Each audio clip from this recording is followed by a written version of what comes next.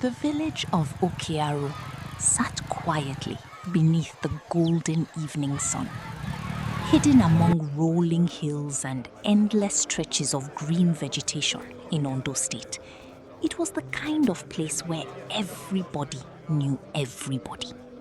Children ran barefoot through dusty roads. Women gathered under trees exchanging stories, and motorcycles remained the fastest means of transportation. Life moved slowly there. For many people, it was home. For Femi and his friends, however, it was merely a temporary stop. At 25, Femi had just a few months left before completing his National Youth Service Corps (NYSC) program. Like thousands of young graduates across Nigeria, he had been posted far from home. Unlike many of his colleagues who dreaded village life, Femi had adapted surprisingly well. Being from a wealthy family in Lagos, he never lacked money. While other corps members struggled with transportation and daily expenses, Femi enjoyed a level of comfort that made village life much easier. He was handsome, intelligent, confident, and naturally charming. People gravitated toward him effortlessly. Most weekends, he and his fellow corps members gathered at a small roadside bar near the village market. It wasn't much.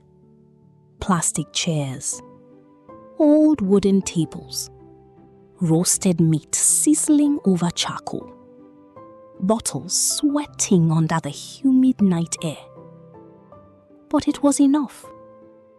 It had become their meeting spot after long weeks of teaching in local schools. That Friday evening was no different. The four friends sat around a table laughing over bottles of beer and plates of peppered meat. 4 more months, Toby announced dramatically, raising his bottle into the air. Gentlemen, freedom is near. The others cheered. Kunle leaned back in his chair and sighed. I can't wait to leave this place.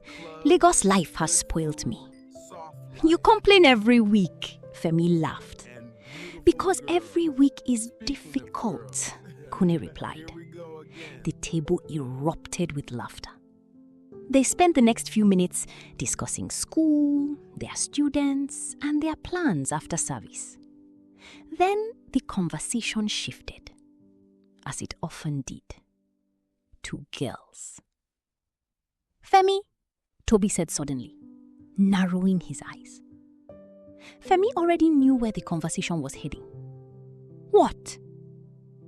How is it possible that you've spent almost a whole year here without dating anybody? The others laughed. Kunle pointed at him. Especially when everybody knows one particular girl in your class likes you. Femi smirked. You people talk too much. Oh, so we are lying? Toby asked. Even Emeka, the quietest among them, smiled. Everyone knew exactly who they were talking about. Anu, the bright SS2 student who seemed unable to hide her admiration for her young teacher. Femi shrugged casually. I'm just waiting for the perfect time. The boys exchanged knowing looks. Sharp guy, Kunle said, laughing. Femi leaned back comfortably. Think about it. By the time anything serious wants to happen, NYSC will already be over. I'll be back in Lagos before anybody says Jack. The table exploded with laughter. Only Emeka remained silent. For a brief moment, something about the conversation didn't sit right with him. But like many young men his age, he dismissed the feeling. After all, it was just harmless talk. Or so they believed.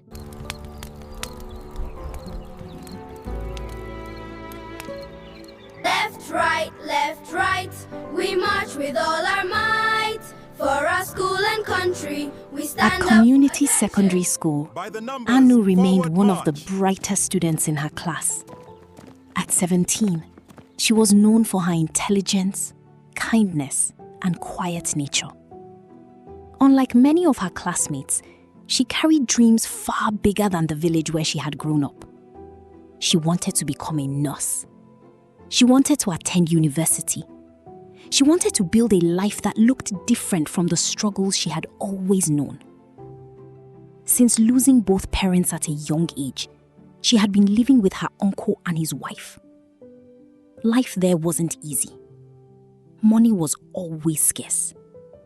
Every school term felt uncertain. Yet somehow, she continued to excel. When the new NYSC teacher arrived months earlier, she had immediately admired him. Unlike older teachers who often shouted at students, Femi was patient. He encouraged questions. He listened. He remembered names. And whenever he praised her academic performance, she felt seen, important, special. At first, it was simply admiration. Then admiration slowly became affection.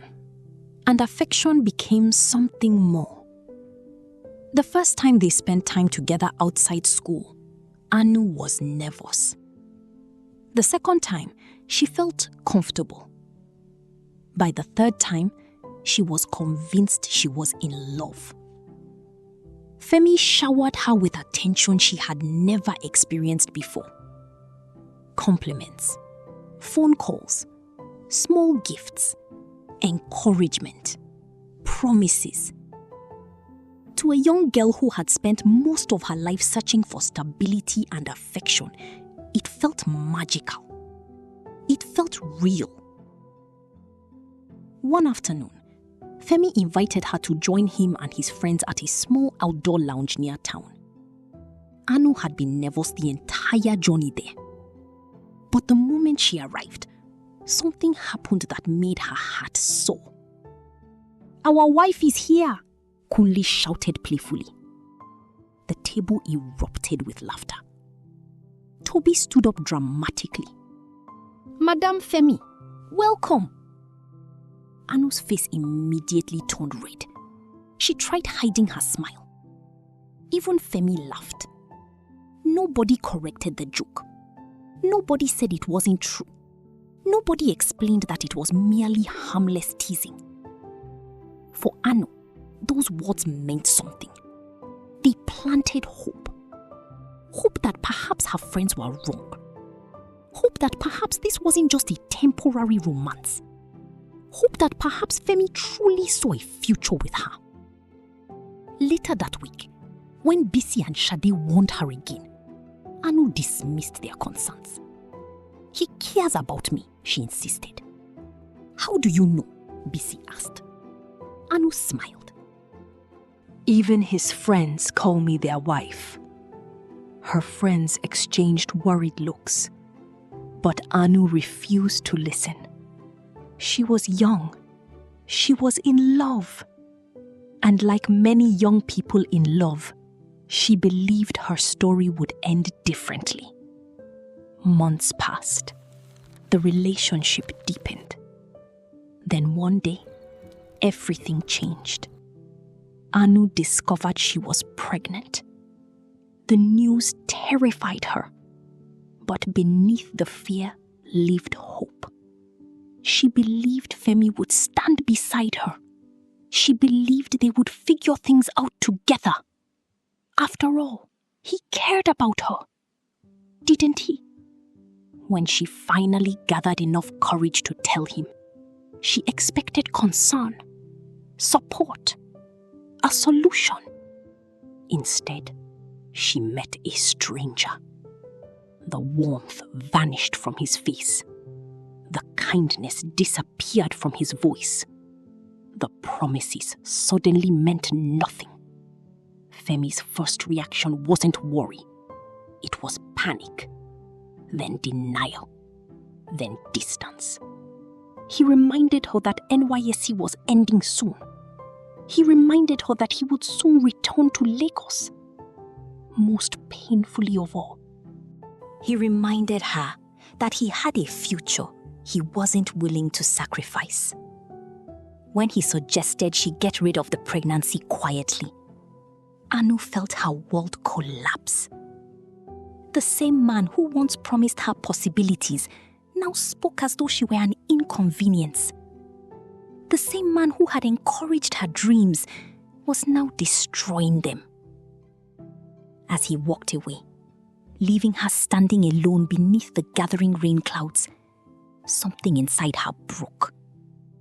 Not simply her heart, her trust, her innocence, her belief in everything he had ever said. And while Femi prepared to return to Lagos and continue his life, Anu's life was only beginning to unravel.